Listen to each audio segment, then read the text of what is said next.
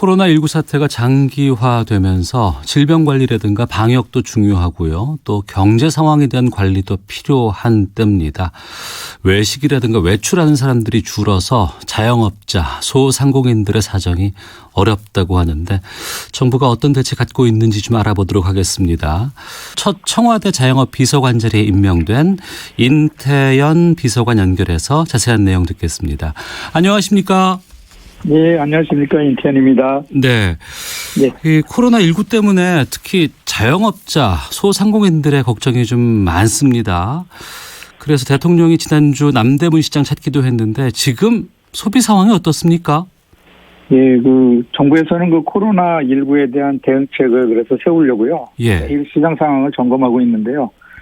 중기부에서 소상공인과 전통시장 상인을 대상으로 실태조사를 계속하고 있어요. 네. 그 자료에 보면은 소상공인 자영업자 대다수가 매출 감소를 하소연하고 있습니다. 그래서 매출 감소가 지금 제일 어려운 요인으로 하고 있고요. 네. 실제로 제가 전통시장이나 골목상권에서 만나서 상인들과 얘기해 보면은 예. 매출이 너무 급감을 하니까 경영 곤란을 하소연하고 있어요. 그래서 코로나19에 대한 초기 공포가 네. 워낙 컸잖아요. 예. 시민들이 외부 활동을 극도로 자제함으로써 이 매출 감소에 직접적인 영향을 아주 조기에 빨리 가져왔습니다. 예. 네. 이 자영업자들의 매출 감소, 이건 자영업자뿐만 아니라 이 사업장에서 일하는 노동자라든가 납품업체와 같이 좀 파장도 크지 않겠습니까? 그렇죠. 아무래도 자영업자들이 현장에서 이제 체감하는 매출 감소의 폭이 워낙 크니까. 예. 이게 아무래도 비용을 조금이라도 줄이려고 이제 자구책을 마련하게 되지 않습니까? 네. 그러다 보면 아무래도 같이 일하는 노동자나 아르바이트생들이 그런 또 부정적인 효과에 의한 또 부담을 그분들이 또 받게 될 가능성도 굉장히 높죠. 네. 이게 예상했던 상황이 온 것이 아니기 때문에 상당히 걱정인데 우리가 감염병 사태를 2015년 메르스 때 한번 겪었어요. 네. 문재인 대통령이 어제 지금의 경제적인 피해가 메르스 사태 때보다 더 크게 체감된다라고 밝히기도 했었는데 그때와 지금을 비교하면 어떻습니까? 사실 대통령님 말씀하신 게 이제 현장을 돌아다니시면서 예. 아마 피부로 느끼신 것 같아요. 자영업자들을 만나서 하소연을 하니까. 네. 근데 실제로도 저희가 2015년 메르스 사태 때 중기부에서 조사한 자료가 있어서 봤더니 그 당시 조사에서 이제 메르스로 인한 매출 감소가 이제 끝날 때쯤에 조사를 해봤더니 한 35.6% 매출 감소가 있었거든요. 네. 근데 지금은 벌써 2월 10일 기준으로도 매출 감소가 30%를 넘고 있어요. 그러니까 확실히 체감되는 부분도 있고 또 실제하는 부분도 있다고 봐야죠. 예. 그래서 특히 이 어려운 게 당시보다 이게 자꾸 어려움으로 가는 게 중국 여행자도 전국에 분포하고 있는데 증상이 확실히 나타나기 전에 전염이 될 수 있다는 우려 때문에 예. 경계심이 메르스 때보다 훨씬 강하잖아요. 그로 인해서 우리 시민들이 계속 외출을 자제하시다 보니까 소상공인들에 대한 매출의 영향이 좀 빠르고 넓게 확산되는 경향이 있는 거죠. 예. 정부 차원의 여러 가지 지원이라든가 대책이 좀 필요해 보이는데 어떤 대책들 준비하고 계신지 좀 여쭙겠습니다. 예, 우리 중기부나 이제 자영업 비서관실에서는 일단은 정부 전체적으로는 철저한 방역 감염원 관리를 해서 코로나19가 더 확산되지 않도록 하는 게 제일 중요하고요. 예. 그러면서 우리 쪽에서는 아무래도 이런 코로나19를 방역하면서도 소비 어떤 진작을 도모해야 되지 않겠습니까? 네. 그래서 일단은 대표적인 수단으로는 지역사랑 상품권, 오밀리 상품권 등 소상공인 전용 상품권이 있어요. 네. 그래서 이런 상품권의 할인 혜택을 좀 조기에 많이 이렇게 혜택을 줘서 쓸 수 있도록 지금 조처를 취하고 있습니다. 네. 전통시장은 오밀리 상품권을 조기에 대폭 발행하고요. 그것도 10%까지 할인 혜택을 주고요. 그 다음에 지역사랑 상품권은 지역 선순환되는 지역 상품권인데요. 네. 이것도 이번 코로나에 발행액을 대폭 늘릴 계획을 가지고 있습니다. 그리고 구내 식당을 이용하는 공무원이나 공공기관 직원들이 최대한 외부 음식점을 좀 이용하도록 유도하고 있습니다. 네. 청와대는 이미 지난 금요일부터 시작을 했고요. 또 지자체 공공기관에서도 이번 주 들어서 속속 동참하고 있습니다. 그래서 이런 부분들이 좀 잘 되면은 잘 되게 해야 되고 네. 민간 기업에도 좀 퍼져나갈 수 있도록 좀 같이 홍보를 하려고 합니다. 그리고 그 정부에서 소상공인들을 위해 경영안정자금을 배정하고 있는데요. 네. 신청자가 많아서 확대를 추진하고 있습니다. 그 소상공인진흥공단에서 지금 하고 있는 경영안정자금이 2월 13일 날 처음 시작을 했는데 예. 원래는 배정 금액을 저희가 200억 원으로 시작을 했습니다. 예. 근데 당일날 989억 원이 접수되었고 어이구. 2월 17일 현재는 신청액이 2,278억 원에 달합니다. 벌써요? 예, 그래서 이 부분들을 빠른 시일 내에 늘려서 모든 분들이 이 자금을 받을 수 있도록 하려고 지금 저희가 급히 진행하고 있습니다. 네. 모든 분들이 받을 수 있도록 지원하겠다고 하셨는데 지금 당장 어려운 분들 그러다가 방송 듣고서 나도 이 경영안정자금 받아야 되겠다라고 하시는 분들은 어떻게 하면 되겠습니까? 예, 지금 지역사랑상품권이나 지자체는 뭐 시군 구청에서 구입하고 온누리 상품권은 농협에서도 구입하는데요. 예. 경영안정자금은 그 지역별로 있는 소상공인진흥센터가 있습니다. 소상공인진흥센터요? 예. 중기부에서 운영하고 있는 소상공인진흥센터가 있는데 네. 거기서 이제 신청을 지역별로 받을 수 있습니다. 소비 위축 때문에 어려운 부분도 있지만 자영업자들에게 현실적으로 참 부담이 되는 게 점포 임대료 같은 거 아니겠습니까? 그렇죠. 예. 당장에 지금 운영이 힘든 상황이기 때문에 점포 임대료 같은 거 내기도 좀 어려운데 임대료 부분에 대한 지원도 가능할까요? 예, 지금 그 점에 대해서 저희가 지금 그 정리를 해나가고 있습니다. 실제로 그 소상공인진흥공단에서도 조사를 하고 지난번에 남대문에 이제 대통령 모시고 나가서도 직접 현장에서도 들었는데 네. 자영업자들이 경영상 어려움 중에 매출 하락이 제일 크면은 두 번째로 이제 계속 얘기하고 계시는 게 그 높은 임대료입니다. 네. 그래서 대통령께서도 현장에서 그걸 들으시고 도움을 직접적으로 줄 수 있는 지원책을 마련하라고 강하게 지시를 하셨습니다. 예.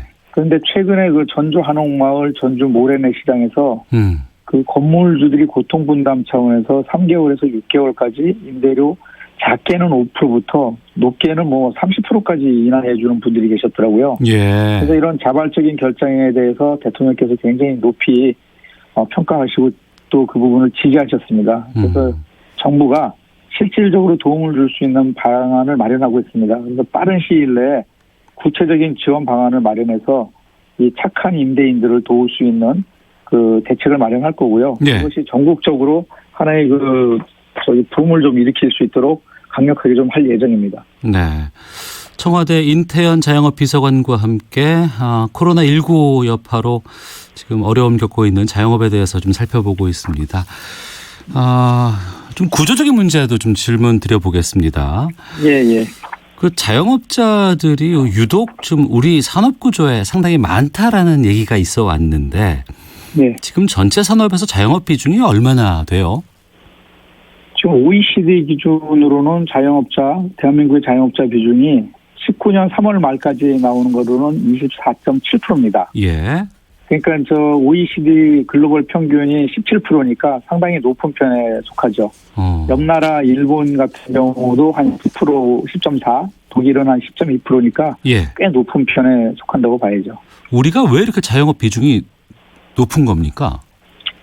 이게 이제 한국의 독특한 산업 구조에 기인한다고 볼 수 있는데 네. 우리나라 자체가 원래 유통 서비스업이 다른 나라에 비해서 좀 발달한 것도 있었고요.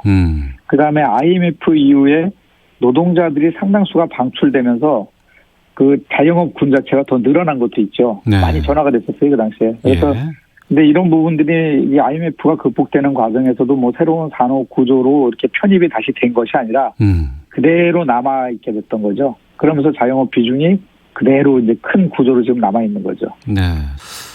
자영업자들이 많은 가운데 상인들이 그래도 생활을 영위를 하셔야 되는데 예. 그 정도의 매출을 올리고 있는지도 궁금하거든요.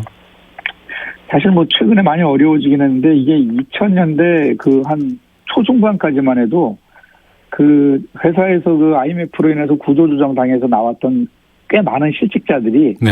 재기할 수 있었던 발판이 됐던 곳이 자영업 시장이었습니다. 그래서 그 당시만 해도 나오셔가지고 한 10년 동안은 뭐 정규직 임금 근로자 못지않게 수입이 꽤 괜찮았습니다. 자영업자들이. 네. 근데 2000년대 한 중반을 넘어서면서부터 대기업이 유통에 본격적으로 뛰어들게 됩니다.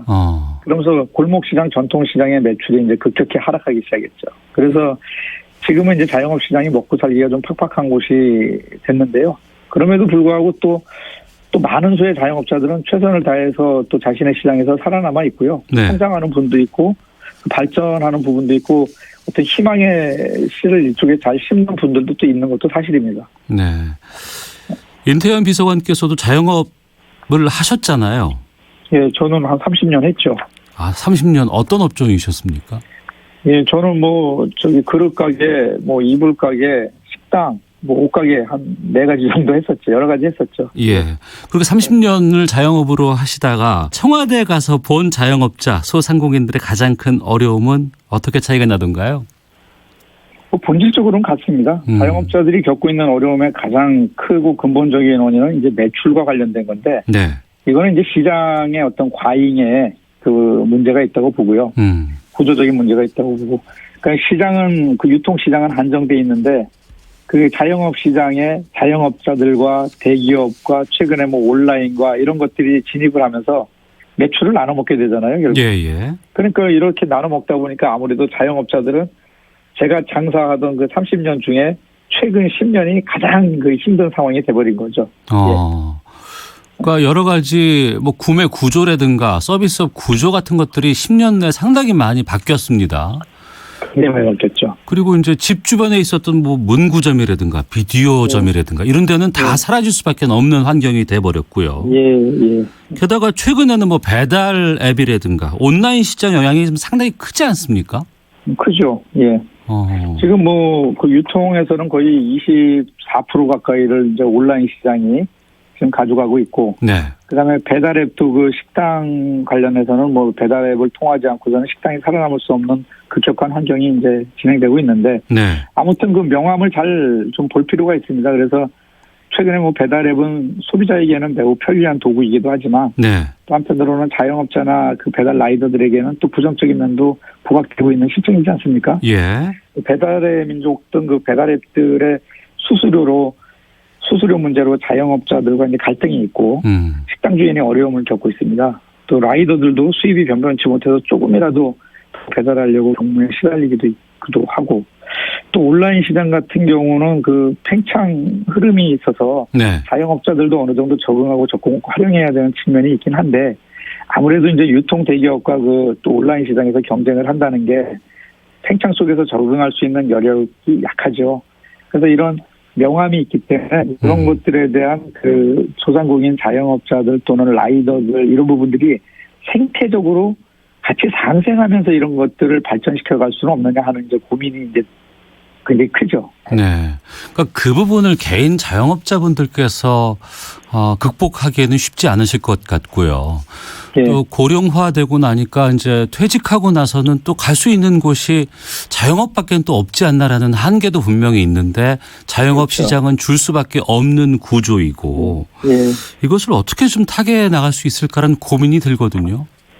그렇죠. 지금 그 자영업자들 같은 경우가 과거에는 독립적인 영향이기보다는 네. 중소기업의 하부단이라든가 아니면 좀 파편적인 어떤 구조로 이제 봤다면은 최근에는 2018년 이후에 그 대통령께서 이것을 독립적인 어떤 산업으로 봐야 된다.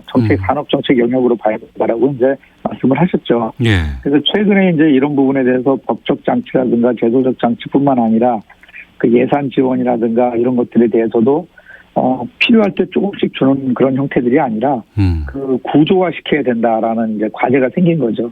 그리고 온라인 시장 같은 경우도 급격히 발전을 하는 과정에서 거기서 생길 수 있는 수수료의 그 부당성이라든가 또는 그것으로 인해서 의리당해야 되는 이렇게 불공정 거래라든가 이런 거에 대한 그 법적 제도적 장치가 없잖아요. 예. 그래서 그런 것들을 이제는 하나하나 좀 만들어 나가서 그런 것들이 상생할 수 있는 어떤 구조를 만드는 쪽으로 가야 된다. 이런 생각을 지금 하고 있는 거죠. 네. 굳이 이번 사태가 아니더라도 좀 여쭤보겠습니다. 네. 정부 여러 가지 경제 정책 가운데 자영업자들에게 부담이 되는 것, 이 최저임금 인상 부분이 있었습니다. 예. 여기에 대해서는 어떤 입장이세요? 그 자영업 비서관으로 제가 2018년 8월 달에 들어옵니다. 예. 그때가 이제 가장 그 그 최저임금으로 인한 갈등이 그 정점을 이룰 때였어요. 그래서 제가 들어와가지고 그 자영업자들 그리고 당사자들과 함께 TFA를 청와대에서 아예 구성을 했습니다. 예. 그래서 현장 목소리를 반영해서 당과 정부와 청와대와 그다음에 자영업자들로 구성된 TF를 통해 가지고 종합대책을 수립했죠. 그래서 이제 비이용 부담을 덜어주는 어떤 카드 수수료도 대폭 인하했고요. 네. 또 대규모 유통업체로 가는 매출을 지역 소상공인한테 돌리는 어떤 선순환 경제를 어떻게 하는가 해서 지역상품권을 내년도에 2조 3천억을 발행하고 올해는 3조 발행할 계획을 만들었거든요. 저는 이제 최저임금이 인상된 것 자체도 굉장히 부담을 줬지만 최저임금의 인상을 감당할 수 없었던 그 자영업시장의 매출 저하에 있다고 봤거든요. 예. 그래서 따라서 이런 매출 저하가 그 자영업시장에 어느 정도의 그 과잉으로 온 것이기 때문에 저는 그 소상공인의 영역과 대기업의 영역 간에 좀 균형을 이루어서 소상공인들이 매출을 그대로 좀 어느 정도 유지하거나 발전할 수 있는 좀 공간을 좀 형성해 줘야 된다. 보호 공간을. 네. 이렇게 생각하면서 이제 계속 지금 가고 있죠. 예. 네. 자영업 30년 하시다가 청와대로 가셨어요. 청와대 안에서는 현장의 목소리를 전하는 역할을 하실 수 있을 것 같고 또 현장으로 오셔서는 청와대의 입장을 또 전하는 상황도 될 것 같은데 좀 어려움도 좀 많이 있으실 것 같았어요. 예, 많죠. 여기 이제 안에서 우리 소상공인 자영업자의 그런 것들을 전해서 어떤 정책으로 만들려면은 그 많은 그 기관과 그다음에 이해 당사자들을 대변하고 있는 조직들과 그 소통을 해야 되는데 그것과 함께 또 뭐 예산, 법령 이런 또 다양한 부처하고 협력하는 이래야 복합한 문제가 풀리는데 이게 사실 제가 그 자영업 비서관으로 오기 전에는 그 현장에 있던 사람이라 현장 감은 있지만 이런 것들은 대단히 그 경험이 좀 유창하지 않습니까? 그래서 그런 것들을 하나하나 풀어나가는데 좀 어려움이 있고요. 또 한편으로는 그 제가 현장에 있을 때는 현장의 의견을 100% 얘기하면 됐었는데 지금은 그 현장에 있는 분들의 의견 중에 가능한 부분과 가능하지 않은 부분 그리고 그게 집행되기 위해서 무엇이 필요한가를 현장에 그 전달해줘야 되는데 그게 또 만만치 않은 일이죠. 그래서 그 어떻게 보면은 중간에서 잘하면 되게 좀 좋은 역할을 할 수 있지만 잘못하면은 대단히 양쪽에 의해 가지고 제 역할이 좀 힘들어질 수 있는 그런 아주 어려운 자리에 지금 있습니다. 알겠습니다. 마지막 질문 드리겠습니다. 인태현 자영업 비서관께서 추구하는 목표, 과제는 어떤 겁니까? 일단은 제가 희망하는 그 자영업 시장의 모습은 그 소상공인 자영업자들이 자신의 일에 이렇게 충실하면은 미래가 보이는 그런 삶을 살 수 있는 시장이 이렇게 되도록 했으면 좋겠는데 소수인 약자인 그 소상공인 자영업자들이 유통업이나 서비스업에서 강자인 대기업들보다 굉장히 약합니다. 그래서 상권이나 시장을 보호해줘야 된다는 게 저는 아직도 되게 강한데 그래서 꼭 하고 싶은 거는 국회에 계류 중인 유통산업발전법을 꼭 좀 개정하고 싶은 것. 그래서 뭐 복합 쇼핑몰이라든가 이런 대형 유통점으로부터 골목시장, 전통시장을 일정 구간은 좀 보호해줬으면 한다. 이게 저는 굉장히 크고요. 그다음에 제가 고민하고 있는 것 중에 하나가 최근에 이런 유통업 상황이 힘들어지면서 자영업자들이 계속 그 한계 상황으로 몰릴 수가 있거든요. 그래서 그렇게 몰리기 전에 미리 그 자영업자들이 자신들의 처지를 좀 바꾸거나 객관적으로 인식하게 해서 자기들의 그 운명을 좀 결정할 수 있도록 그 지원 서비스를 마련하는 겁니다. 그래서 재기 지원 프로그램이라고 일종의 볼 수 있는데 그런 것들을 더 강화해서 하는 건데요. 이러한 과업들이 좀 잘 정착되면은 전통시장, 골목시장이 지역 주민들의 핵심 생활 공간도 되고 이를 통해 문화공동체 공간으로 거듭날 수 있다고 저는 확신하고 있습니다. 알겠습니다. 이 코로나19 사태가 좀 정리가 되면 아마 이제 경제 회복에 좀 집중해야 될 것 같은데 그런 상황이 오게 되면 좀 다시 또 모시도록 하겠습니다. 오늘 말씀 고맙습니다. 감사합니다. 네, 지금까지 청와대 인태현 자영업 비서관과 함께 했습니다. 청취자 9300님께서 코로나19 때문에 택시도 손님이 너무 없습니다라고 문자 보내주셨는데요. 우선 이 코로나19 상황부터 좀 잡아야겠다는 생각이 좀 드네요. 자, 이어서 이 시각 교통 상황 확인하고 헤드라인 뉴스 듣고 돌아오도록 하겠습니다. 교통정보센터부터 가죠. 공인혜 리포터입니다. 네, 이 시각 교통